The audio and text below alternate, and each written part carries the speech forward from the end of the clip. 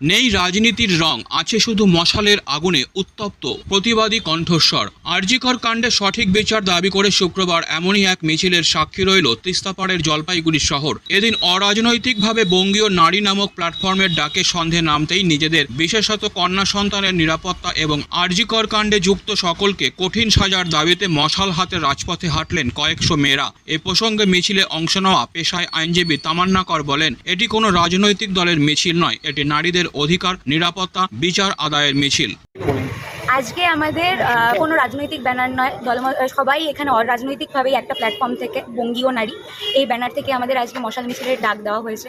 আমাদের পশ্চিমবঙ্গে বিগত কিছুদিন আগে আরজি করে যে আমাদের বোন ডাক্তার, তার সাথে যে নৃশংস হত্যালীলা চলেছে তারই প্রতিবাদ জানিয়ে যে বিচারের জন্য, ন্যায় বিচারের জন্য আমাদের চতুর্দিকে দাবি উঠছে, সেই আগুন যাতে চতুর্দিকে ছড়িয়ে পড়ে সেই জন্যই আজকে আমরা সেই দাবি জানিয়ে, প্রতিবাদ জানিয়ে আমরা আজকে জলপাইগুড়ির পথে হাঁটবো, মশাল জ্বালিয়ে মশাল মিছিল। Disclaimer. This channel may not promote any violent, harmful or legal activities. All content provided by this channel is meant for an educational purpose only.